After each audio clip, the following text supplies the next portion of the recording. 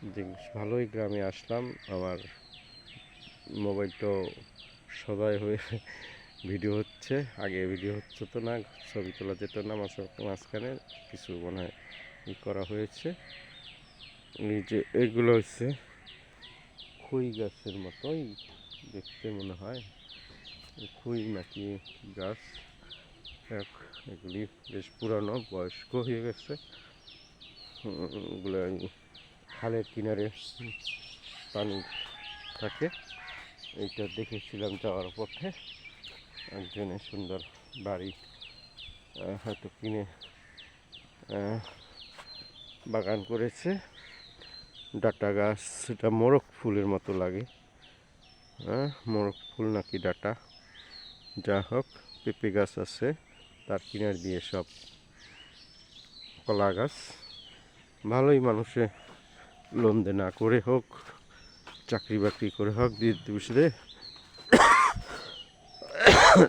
তাদের বাসস্থান উন্নত করেছে এবং অনেক জীবন মান উন্নয়ন হয়েছে।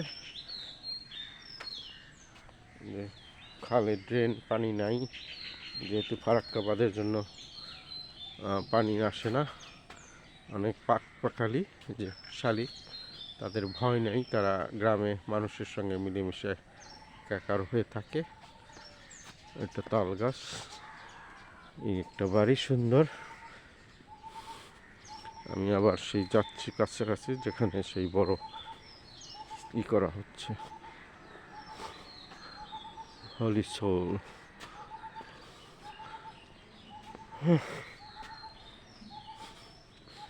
যাক, ভালোই লাগলো, ঘুমটাও মোটামুটি হলো, আমিও মনটা ফ্রেশ আছে।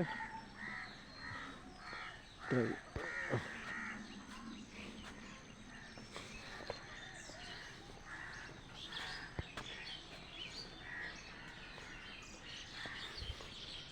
একটা বিড়াল সব কিছু, সে হয়তো কিছু দেখেছে, মনে হয় শিকার করতে চেয়েছিল, আমাদের দিকে সরে গেল, কাক উড়ে গেল। তার মানে ওরা মানুষকে ভয় পায় না, কারণ মানুষের সঙ্গে একসঙ্গে থাকে, একাকার হয়ে। যে অনেক ধরনের পানি কৌড়ি বলে একটা বাড়ি, বিল্ডিং হয়েছে। আগে পথ আর এই পথ একই ছিল না, আগে খোলার মধ্যে দিয়ে আসতাম, বা এরকম অন্যরকম ছিল। এই যে সেই পুরনো কাঠের বা লোহার পোল, ওই পার দিয়ে গেলে দেখা যায়। এবং এখানে এখন বড় ব্রিজ হবে, নিশ্চয় একটা বাড়ি। এটা এই অঞ্চলটা পুরা কালীগঞ্জের এই অংশ, একটা মিশন আছে, সবই তুমিলিয়া বড় মিশন, নাগুরি, তারপর মঠবাড়ি, তারপর দড়িপাড়াও আগে তুমিলিয়া মিশন হয়েছিল, এখন পরিপূর্ণ মিশন হয়েছে। আবার আছে সাভার মিশন, ধরেন্ডা।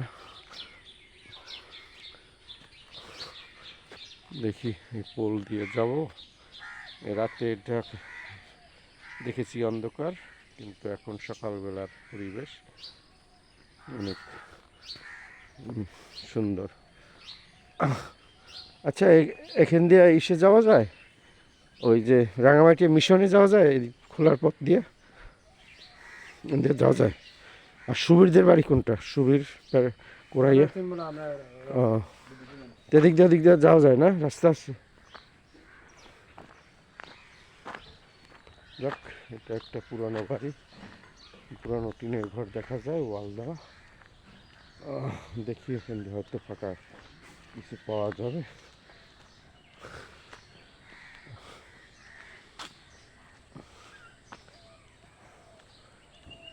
এই যে ধান গাছ আছে, ধান পাকার সময় এসেছে, হয়তো এই বর্ষার আগেই তারা ধান কাটবে। এবং ওই যে সাদা বক দূর দূরান্তে মাঠে বা একটু জলাশয়ে তারা মাছ শিকার করছে। আমি দেখি এদিক দিয়ে একটু যাই।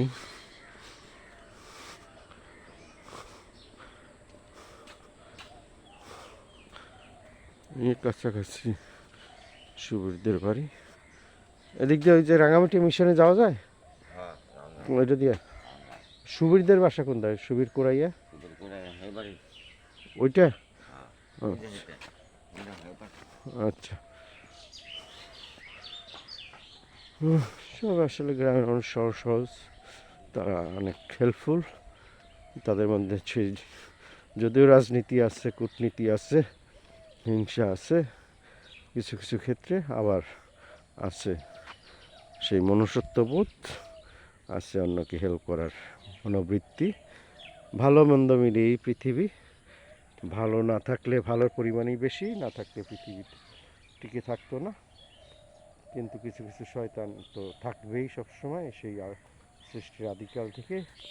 এবং ঈশ্বরই সৃষ্টিকর্তাই, সর্বপ্রথম সৃষ্টিকর্তাই তার এই পৃথিবী এবং সৃষ্টির সময় সেই শয়তান বা স্বর্গদূত সৃষ্টি করেছিল সৃষ্টি রক্ষা করার জন্য, মনুষ্যদের রক্ষা করার জন্য। তারাই মানে অহংকারী হয়ে ক্ষমতা পাবার জন্য সৃষ্টিকর্তাকে অনুগত্য না করে, তার বশ্যতা স্বীকার না করে তারা মনে করছে আমরাই তো অনেক ক্ষমতার অধিকারী, আমরা তো তার সৃষ্টিকর্তা ঈশ্বরের কথা কেন শুনবো, তার আদেশ মতো কেন চলবো।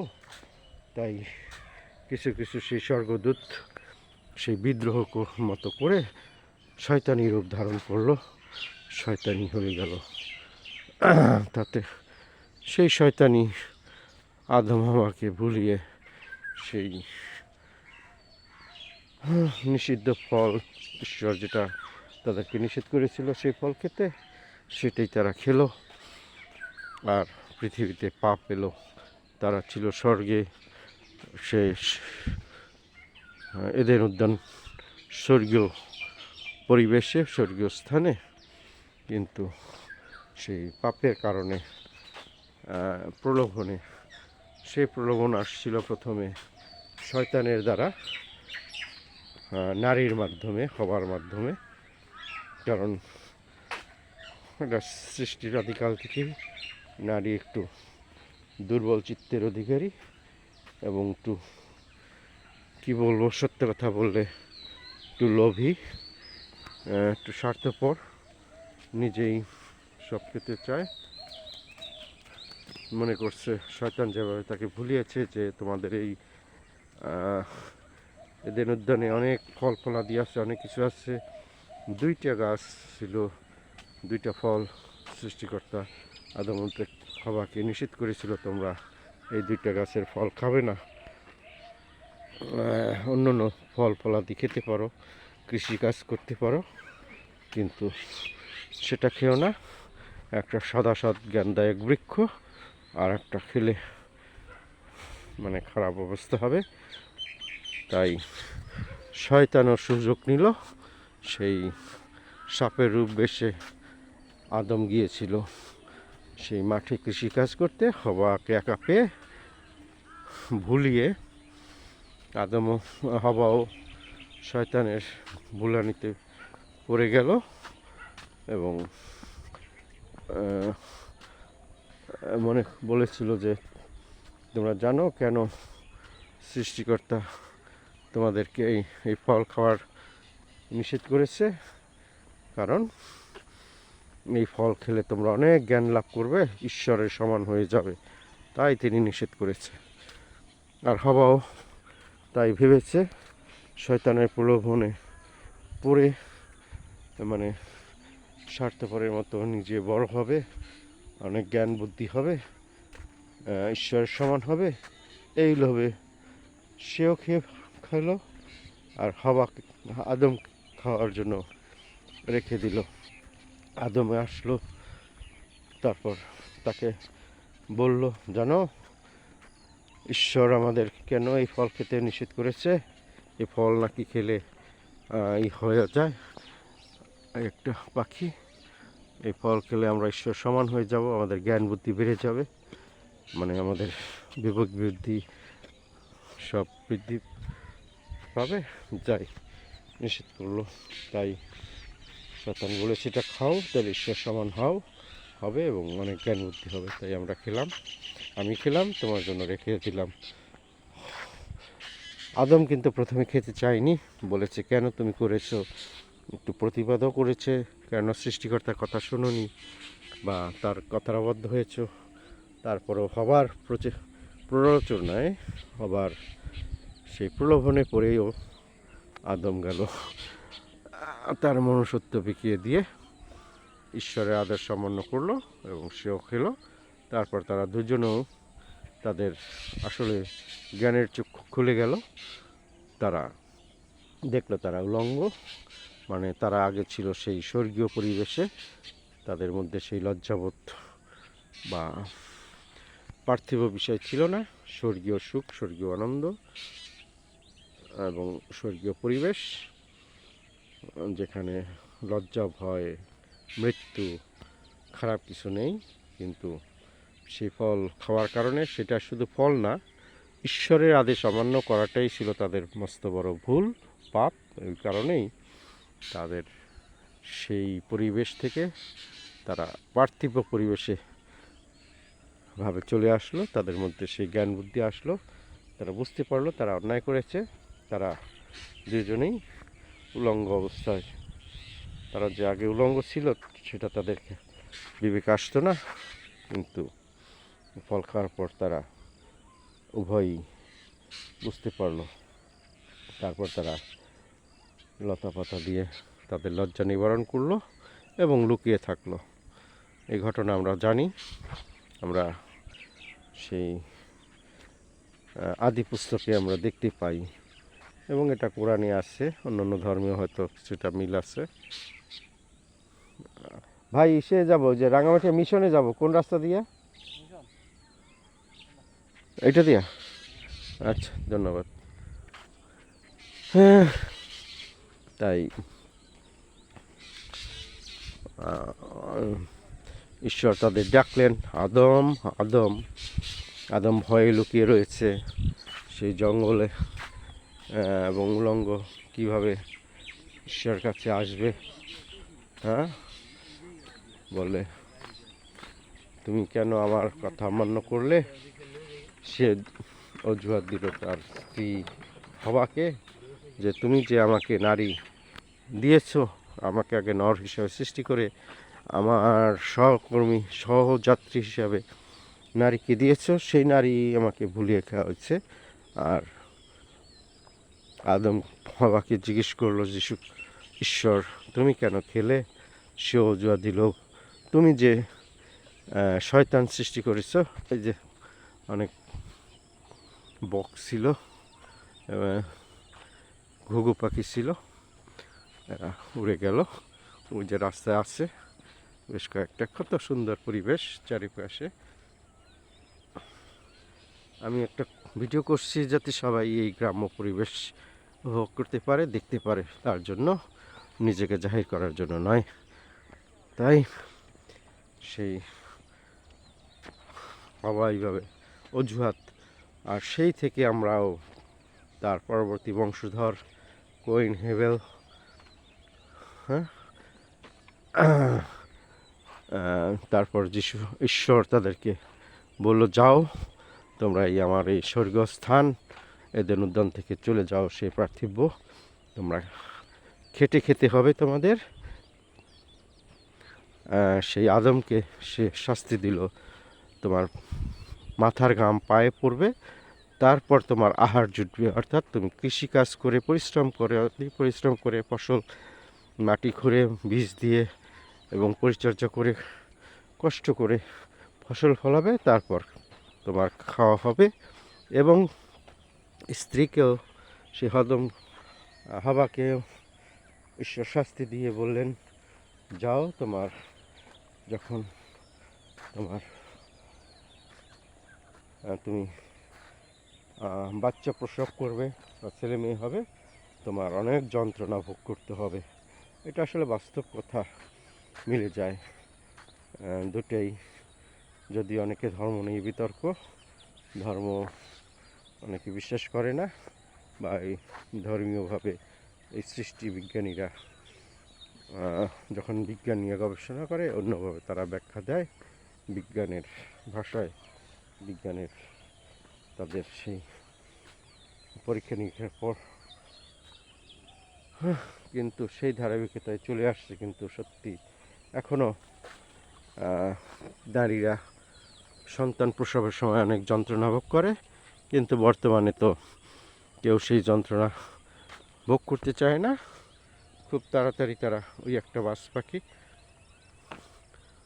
আছে ওই সিজার করে ফেলে। তারাদের দোষ নেই, ডাক্তাররাই এখন এই সুযোগটা নেয়। তারা চেক আপ করে আগেই বলে আপনার এই সমস্যা, এই সমস্যা, অমুক তমুক সমুক, আপনার নর্মাল হবে না, আপনাকে সিজার করতে হবে। এই বাচ্চা পেটে 4 মাস থাকতেই, 5 মাস থাকতেই তাদের এই সমস্ত পরিকল্পনা, যেহেতু তারা সিজার করলে টাকা ইনকাম হবে, ক্লিনিকেরও অনেক ইনকাম হবে, ওষুধপত্র লাগবে, মানে এটার সঙ্গে জড়িত হাসপাতাল কর্তৃপক্ষ, ডাক্তার, নার্স এবং ঔষধ কোম্পানি এবং অন্যান্য সেই স্বাস্থ্য অপারেশন করতে যে সমস্ত ম্যাটেরিয়ালস লাগে সেগুলি ভাবে মানে অর্থনৈতিক উন্নতি অনেক হবে, কিন্তু টাকা যাবে। যেহেতু আমারও প্রথম ছেলে মেয়ে হলো, তাকেও ডাক্তাররা ভয় দেখিয়ে প্রথম থেকেই বলছে তার সিজারই করতে হবে। একটু বয়স হলে বা একটু সমস্যা দেখা গেলে ওটা হয়তো নর্মাল ব্যাপার, কারণ সৃষ্টিকর্তা এইভাবেই নারীদের দেহ, তাদের সেই প্রজনন প্রক্রিয়া, প্রজনন সমস্ত অঙ্গ প্রত্যঙ্গ সেইভাবে সৃষ্টি করতে, স্বাভাবিকভাবে পুরুষের মিলনের ফলে তাদের সন্তান পেটে আসবে। তাদের পুরুষের শুক্রাণু, তাদের ডিম্বাণু মিলনের ফলে অনেক শুক্রাণু যায়, অনেক ডিম্বাণু আসে, কিন্তু পুরুষের একটা ডিম্বাণু আর তাদের এই শুক্রাণু আর মেয়েদের একটা ডিম্বাণু মিলনের ফলে সেখান থেকে জাইগোট বা ভ্রূণের সৃষ্টি হয়। সেই ভ্রূণ একটা কোষ, ডিমের যেমন একটা কোষ, ওরকম একটা কোষের মতো হয়। সেইটাই বৃদ্ধি লাভ করে আস্তে আস্তে বহু কোষে পরিণত হয়ে আস্তে আস্তে ধীরে ধীরে মানুষের বিভিন্ন অঙ্গ প্রত্যঙ্গ বা হতে থাকে সেই মাতৃগর্ভে, জরায়ুতে, মেয়েদের জরায়ুতে।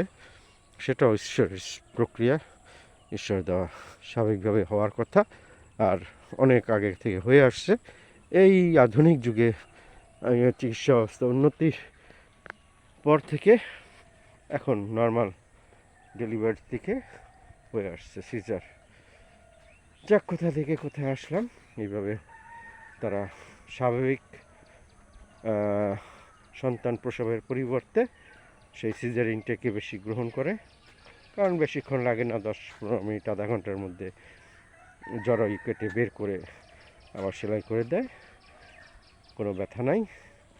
কিন্তু মাতৃত্ব লাভ করার জন্য যে কষ্ট, 10 মাস 10 দিন পেটে রেখে সন্তান আসবে, এটি স্বাভাবিক, কিন্তু 10 মাস 10 দিন হয় না, অনেকে 7 মাসের মধ্যে, অনেকের আরও আগে হয়ে যায়, বিভিন্ন সমস্যা থাকে। বা বর্তমানে তার কারণও আছে, মেয়েদের বয়স একটু বেশি পড়াশোনা করে যেহেতু, বিভিন্ন কারণে দেরিতে বিয়ে হয়, দেরিতে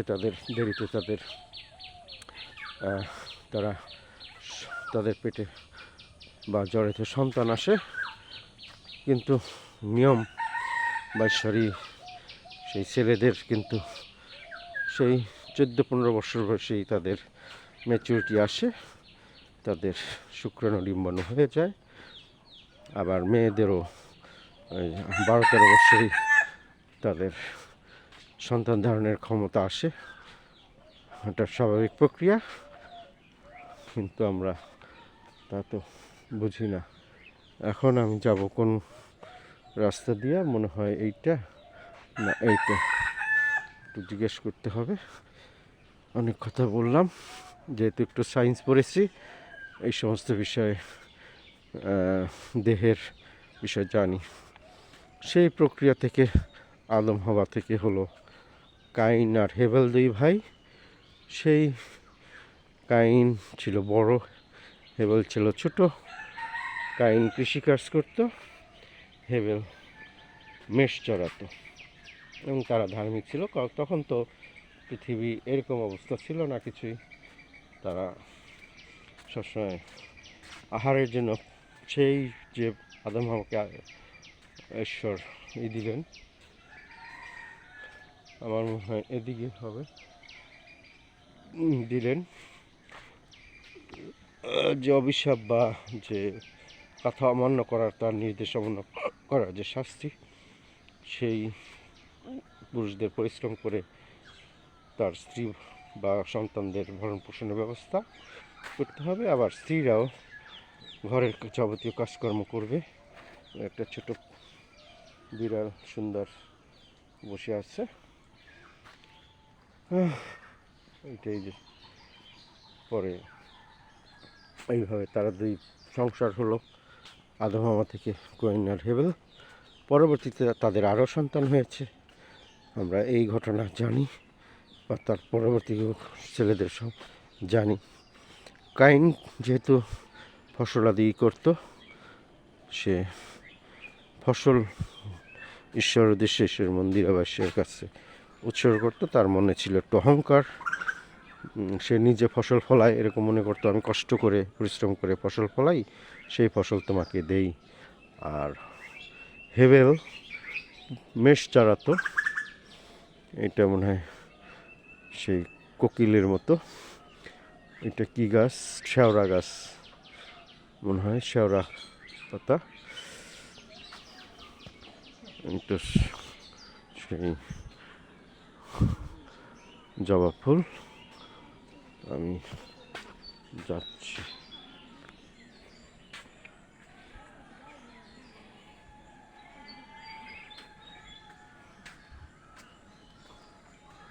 গাড়ি দিয়ে, আচ্ছা রাঙামিটা মিশনটা কই যাইতে হবে? এদিক দিয়ে, এদিক দিয়ে যাওয়া যায় না? ওই দিয়ে? ও, আমি তো আবার মনে করছি ওদিক দিয়ে কী হবে, ওদিক দিয়ে যাওয়া যায় না? হ্যাঁ, জয়রামবাড়ি থেকে ওই হরদার বাড়ি। আমি বরিশালের ছেলে, থাকি ঢাকায় শহরে। ওই হাঁটতেছি, গ্রামের দৃশ্য একটু দেখাইতেছি। আপনাদের এই বাড়ির নাম কি ভাই? এলাকার নাম কি গ্রামের? জয়রামবাড়ি এলাকার নাম কি? হাতানি, সাতানি। ও আছে না পরিচিত। আমি ছিলাম ওই যে জয়রামবার হরদার বাড়ি আছে না, ও প্রশান্তর কাকা ঢাকায় ছিল, তার বাড়িতে আমি বরিশাল থেকে এসে ইন্টারমিডিয়েট পাস করে তারপর ছেলে মেয়ে পড়াতাম। সেই হ্যাঁ, বরিশাল শহরে। আবার ওই যে ওই প্রশান্তর ওই যে কাকি, তার বাড়িও বরিশাল ওদিকে অঞ্চলে। তাই? কোন জায়গায়? আপনার নাম কি? আমার নাম নিখিল চন্দ্র মণ্ডল। খ্রিস্টান নাম? হিন্দু। নিখিল চন্দ্র মণ্ডল। তাই গৌরনদী আর বরিশাল তো কাছাকাছি। বরিশাল শহর থেকে আমরা তো ঢাকা দিয়ে বরিশাল এই কর্ণদুপার দিয়ে যাই, আবার বরিশাল থেকে আসতে। তো ভালোই হলো, পরিচয় হলো। এই তো বেড়াইলাম, এইটাই একটু গ্রাম। আচ্ছা, তাই আমি আসছিলাম অনেক আগে। আমি তো তাদের বাসায় 1986 সালে ঢুকছি, 87 শেষ দিক দিয়ে 87-88 সালে আসছিলাম। আর বিয়ে করছি 95 সালে, তখনও 96 সালের দিকে একবার আসছিলাম, আর আসা হয় নাই। প্রশান্তর মা, হ্যাঁ হ্যাঁ হ্যাঁ, এইটাই। তাই ভালো থাকেন। আচ্ছা, এটাও একটা সড়ক না? ও এই সড়ক দিয়ে তো আসলাম। ঘরে বাড়ির ভিতর দিয়ে সড়ক, এখানে সড়ক বলে। এটা সুন্দর একটা মানে আল্ট্রার বেদি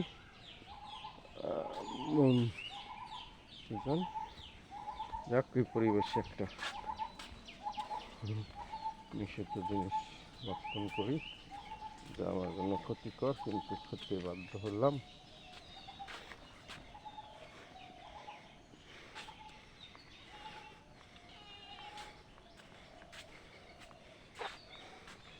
এসেছি গ্রামে ঘুরতে, কিন্তু খালি ঘুমিয়ে থাকলে তো চলবে, তাই সকালে উঠে গ্রামের দৃশ্য করি একটু ভিডিও দেখার জন্য সকলকে। এটা আমার কোনো নিজের কৃতিত্ব জাহির করার জন্য নয়।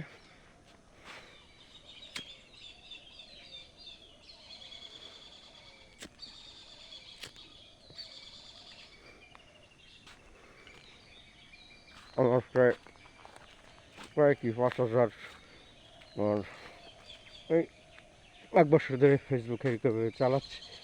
তার আগে 2017 থেকে আমি চালাইছি, সেটা আমার ডেস্কটপে বা ওদের ল্যাপটপে। আমার মোবাইল ছিল না, টাচ মোবাইল, এমনি বাটন মোবাইলে আমার যোগাযোগ করতাম, কিন্তু অফিসের প্রয়োজনে লাগে তারাও বলেছে। আর মেয়েও একবার টাকা দিয়েছিল, সে ইন্টারমিডিয়েট করে টিউশনি করছে, আমাদের সাপোর্ট দিচ্ছে। আমি কিনি নেই, সংসারে ব্যয় করেছি। কিন্তু আবার গত বড়দিনের আগের বড়দিনে, অর্থাৎ 2022-এর বড়দিনে, হ্যাঁ বড়দিনের পরের দিন আমাকে নিয়ে বাগান কেটে গেলো, বললো যে তোমাকে টাকা দিলে কিনবা না। সরাসরি আমাকে নিয়ে গেল। আমি বললাম নর্মাল কম দামের মধ্যে একটা দে, যাতে কাজ চলে। যাক, সেটা দিল, এটা দিয়েই চলাতেছি। পেয়েই আমি অনেক ফ্রেন্ড রিকোয়েস্ট পেলাম, আগে থেকে ছিল কিছু, আবার পেলাম, কিছু অ্যাড করলাম, এইভাবে 5,000 হলো এই অল্প দিনের মধ্যে। অনেকেই আরও চায়, কিন্তু তাদেরকে করতে পারি না, যেহেতু লিমিটেশন আছে 5,000। যেহেতু আমি বিভিন্ন জায়গায় যাই মানে সুযোগ পেলে বরিশালে আমার বাপার বাড়ি, আমার বাড়ি, আমার জন্মস্থান। আমি ছোটোকাল থেকে বড় হয়েছি, ইন্টার পর্যন্ত পড়াশোনা করে ঢাকায় এসেছি। সেই দেশে তো যেতেই হয়, মাতৃত্বের টানে, রক্তের টানে, প্রকৃতির টানে যেতে হয়। তাই যাই এবং একটু ভিডিও টিডিও করি। বরিশালের মাছ, বিখ্যাত ইলিশ মাছ, অন্যান্য মাছ টাটকা, বা নদীর সিনারি, বিভিন্ন গ্রামের বিভিন্ন, সেটা শেয়ার করি।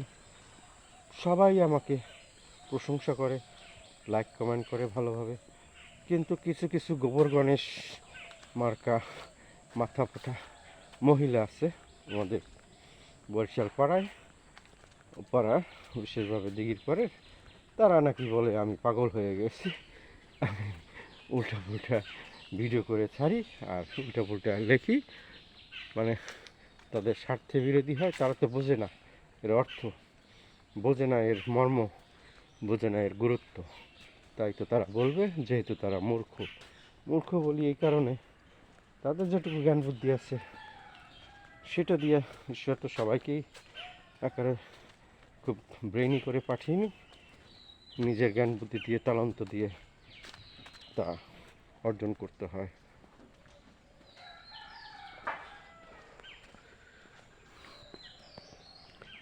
যাক, এটাও অনেক বড় হইল ভিডিও, জানি না এত বড় ভিডিও শেয়ার হবে, একবার হবে না, ভিন্ন ভিন্ন করতে হবে। তাই করে নিচ্ছি। এখানে একটু ক্ষান্ত দেই, একটা পোজ দিই। গির্জা মনে হয় শুরু হয়ে যাবে 6:30টায় নাকি গির্জা, আর একটা আছে 8:30টায়। এবং গির্জা, আমি একটু গ্রাম ঘুরে, যেহেতু গ্রাম দেখতে এসেছি, শুয়ে থাকলে তো বা ঘরে থাকলে তো হবে না, তাই এই যে বাড়ি ঘর সুন্দর। অনেকেই ছেলেমেয়েরা পড়াশোনা করে গ্রামগঞ্জে শহরে দেশ বিদেশে চাকরি বাকরি করে, বাড়িতে মা বাবা থাকে, হয়তো স্ত্রীরা অনেকে থাকে, আবার অনেকে স্ত্রী তাদের সঙ্গে শহরে বা বিদেশে থাকে। এইভাবে তাদের এই সমস্ত উন্নয়ন আগে ছিল। তাদের একটু খারাপ অবস্থা, অর্থের অভাব বা ঘর বাড়ি তো উন্নত ছিল না, এখন যেভাবে হয়েছে। যাক, যেটা বলতেছিলাম সেই কুইন হেভেলের কথা, সেই কুইন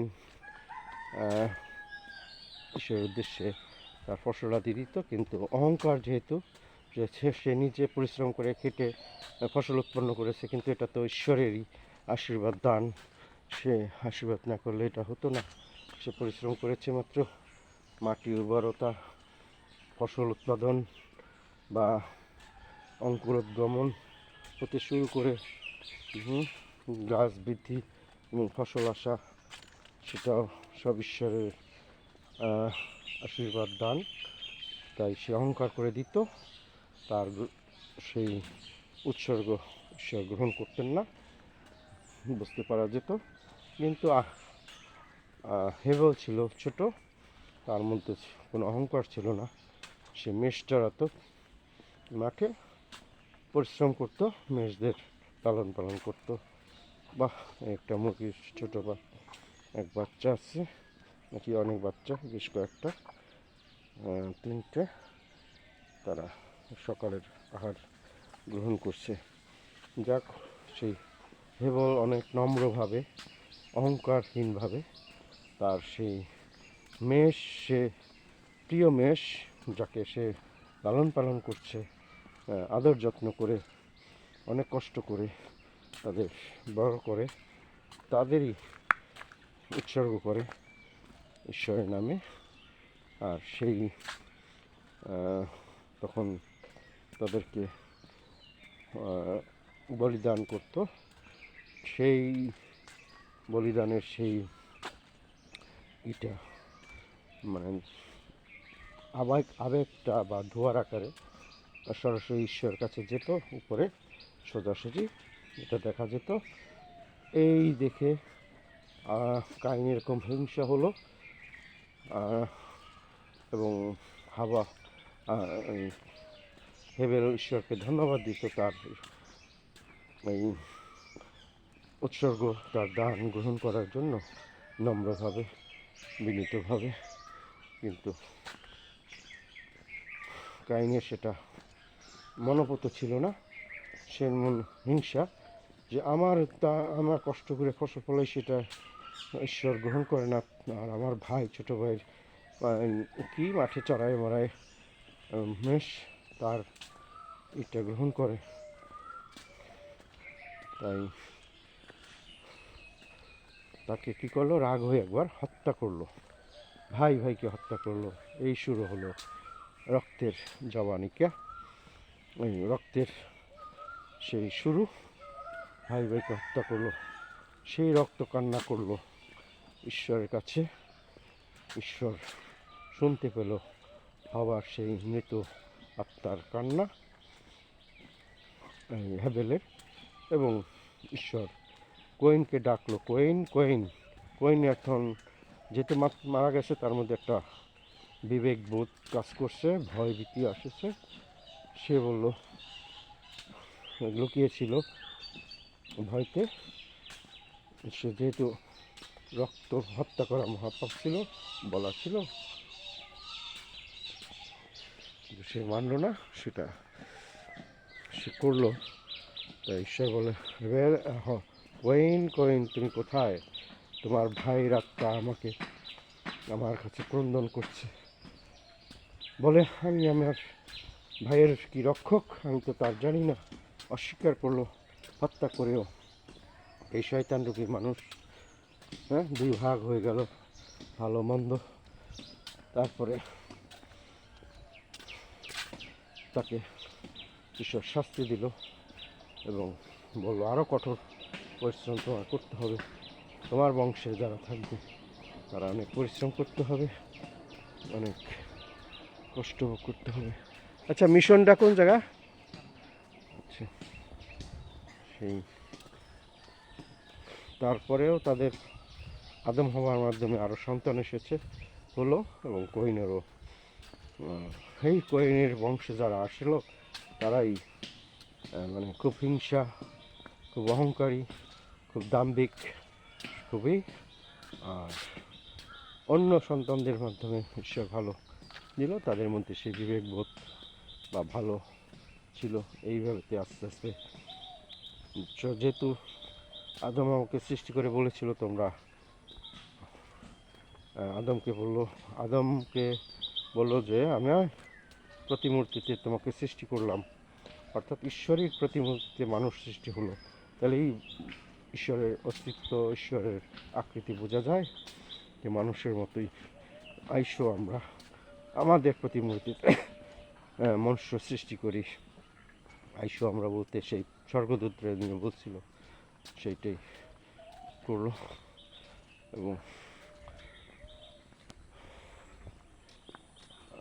এইভাবেই তারা যেহেতু আদম একা নরকে সৃষ্টি করলো, পরে তার সঙ্গী হিসাবে, জীবন সঙ্গী বংশবৃদ্ধি করার জন্য, সংসার করার জন্য হাওয়াকে পরে সৃষ্টি করলো তার সঙ্গী হিসাবে। এটা ছোট শতানি পাড়া যুব কল্যাণ সংঘ। যাক, এইভাবে আস্তে আস্তে এবং ঈশ্বর তাদের বলেছিল যে তোমরা কি করো, বংশ বৃদ্ধি করো এবং পৃথিবীর বুকে ছড়িয়ে পড়ো, এবং আমি যে সৃষ্টি করেছি এই গাছপালা, ফল ফলাদি খাবে, কৃষিকাজ করবে, বীজ বপন করবে, তাতে ফসল হবে, সেটা তোমাদের আহার হবে। এবং অন্যান্য পশু পাখি যা আছে আকাশে, বনে জঙ্গলে, এবং সেই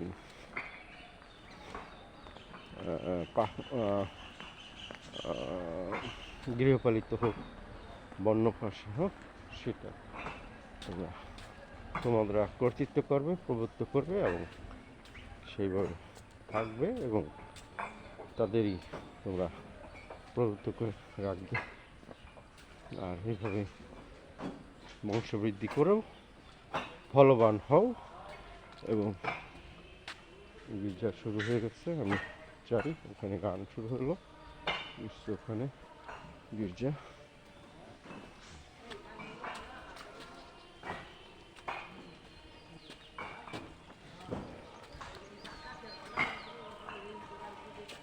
এখানে একটা পোল আছে, বেশ উঁচু, খাল ছিল, বেশ খরস্রোতা হতো এক সময়, এখন সেটা মৃত্যু প্রায়।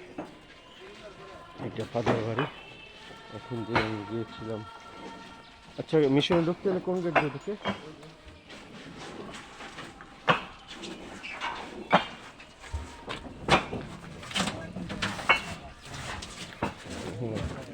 ইট নিয়ে এসেছে, হয়তো বিক্রি করবে।